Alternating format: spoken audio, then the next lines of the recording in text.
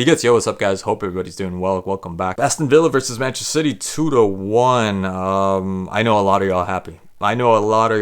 Yeah, don't lie. I know a lot of y'all happy. I thought I'd be happier sitting City doing so bad, but I'm actually not. I'm a little bit annoyed, actually, just because, and I don't want to take. I mean, I am going to take a lot away from Aston Villa's win over City because they didn't have that many chances after the 16 minutes that they pretty much seemed like they were going to win 2-3-0. They had 3-4 chances. Just the first 2 minutes already had with the corner kick, the Duran mishap, should have taken it a little bit longer and probably would have scored. Just like he did in the offside in the second half. He did the exact same thing, put it in the back of the net, offside. But he did so well. So well. Too bad it was an offside. But that's what he should have done in the first half with that first play. And then Ortega made a huge save. I thought it was a post at first. He hit the post, but he ended up saving it and then hitting the post. Really, really good save. And then the second corner kick, because Haaland threw it away for a corner. And again Ortega with the save. So they got rocked in those first 2 minutes. And then after that, it was just City. City were pretty much in possession of the ball for most of that first half, and Aston Villa were just, they were just parking the bus. They were just in the back, just waiting, and they did a really good job. You can't believe it. They did a really good job. But had this been City from last year, I don't think even that Aston Villa, because nobody parking the bus, nobody defending as good as they have in the past. And I know there's been a lot of teams that have done the same thing with City. City still managed to end up scoring somehow. And I don't know if it's the Rodri curse. I don't know if it's because Rodri's no longer playing. I don't know what it is, man, because it's not just that. I don't believe it's just one single player, if anything, that's good news for Rodri and the Ballon d'Or. That kind of cements the fact that, he's a critical, very important component to this City side. But come on, you see Foden playing. Foden had that one little link up with Rico Lewis that was really good and really good save by Martinez.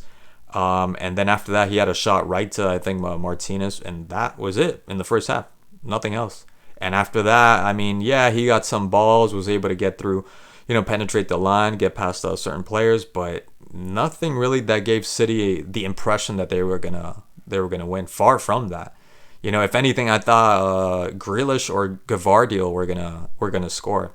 Not Foden, not Gundogan. What the hell is going on with Gundogan? I thought when he was gonna come back from Barcelona, they were more than sure that they were gonna win the Premier League again and the Champions League, or get really, really far. But by the looks of it, I don't think that's gonna happen in either case, either competition. And it doesn't look like they're even probably not gonna qualify for next year's Champions League. Like, what is going on? So yeah, Gundogan, another ghost. Haaland was the ghost. And I don't really blame him because Foden, Gundogan, what's this guy, Kovacic, weren't really feeding him. They themselves could barely get past anybody to be able to look up and try to give Haaland something to play with, something to chew on. Grealish was like the only one because he had so much space. He had ample amounts of space. And I thought he was doing, pretty well. There were some plays, when he actually got away from Cash. Cash did a really good job of defending him also. He was on him. He stuck on him like white on rice. And I thought he did a really good job. But then there were times that, he could have done more. Like Grealish could have done more. He was kind of playing like Saka where, only going to his right, only cutting inside or outside. And, he had that insight. And I know he's capable of that. I've seen him in so many other games, and that's why I think he's a more prolific player than Saka, There's more versatility in this guy. But he didn't do that. I don't know why he wasn't doing it. The times that he did it, it actually paid off. Maybe once, I think, like they double-teamed him, right? But, he kept doing that same damn play. And I don't really blame him for taking the shot. Sometimes, he should have played it. There was somebody else there, but at the level that they're playing at, I wouldn't really blame him to give it to Foden or Gundogan, like playing like the way they're playing. I don't really trust it, and I just want to score already. I want to put my team up ahead in the score sheet, right? So I don't blame him, but yeah, there were times that it was an obvious pass to somebody else. So he was the one that looked like, maybe could do something with Haaland. Gave a good ball to Gvardiol, header that went outside. And like I said, the Rico Lewis Foden thing, and that was it. There was nothing else. They controlled the ball. There was a lot of getting to the border of the 16-yard box and shifting the ball around, right to left to right, but with really nothing to show for it. That was the entire first half for City. So these playmakers like Gundogan, Foden, and Kovacic, they didn't really offer anything. Kovacic had some interesting plays here and there, but nothing to give them again a chance to be able to, to get close to scoring. It was like absolutely nothing there, absolutely nothing. And like I said, Villa didn't do anything else besides those, first 15 minutes, and obviously putting themselves in the scoreboard with that 1-0. And what a play from Tielemans. I never understood when he was called up to the national team for Belgium. I didn't really get it. I never really saw him doing anything special. I saw it today. It was almost like deja vu. It was like a loop over and over. Almost every single play, the majority of plays from Aston Villa going up front were Tielemans just giving you these KDBS, and that's how they got their goal. Martinez to Tielemans, and Tielemans with the eye. That eagle eye, just perfect for Rodgers. And Rodgers, I mean, the composure and just feeding it off to Duran. And Duran, it almost seemed like he scoffed it, and that's why like the ball actually went over. Because I thought it was a really good coming out from Ortega, but still, what a goal. What a goal. And on City. That was pretty much a City goal, right? Textbook City, but done on City this time. And then it was the second half. Right from the beginning, Cash gets the ball and ends up shooting it just a bit outside. But they pretty much started off that second half just like they did the first half, dominating and just, attacking.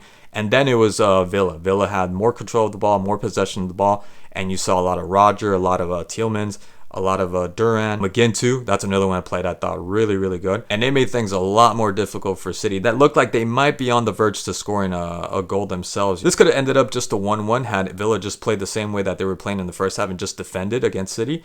But thankfully, that second half, they went out with different plan and they got the goal. That goal was all Rodgers coming all the way from the back and just getting past, 3-4 players, I think it was. Kind of reminded me of Kaká, actually, and then gives it back to McGinn. And McGinn, thankfully, I don't know why I thought he was going to shoot. Thankfully, he gives it back to Rodgers, and Rodgers just ends up putting that sweet cross shot. And I don't really blame Kyle Walker for now sticking out. It's because how many times have you seen somebody shoot and it goes right between their legs? I mean, so many times. I think in Walker's mind, he said there's no way this is going to go in. Absolutely not. This is not going to go in at all.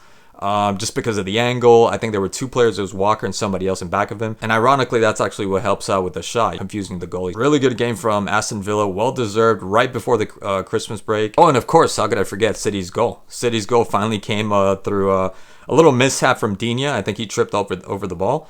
But really good from Savinho when he came in. I think he went against 4 players, actually. Gives it back to Foden, and Foden, takes a shot from where, I don't know, man. Maybe last year that would have gone in. Takes a shot, rebound. There's a lot of rebound, and then he gets the rebound again or the trip, the little mishap from Digne, and puts it in the back of the net like nothing, very confidently too. He could have missed that as well, given that he's not in the best form right now. He could have easily have missed that, and thankfully that went in. I say thankfully only because it made the game a lot more interesting. So overall, really good game. Really, really good game. Enjoyed it.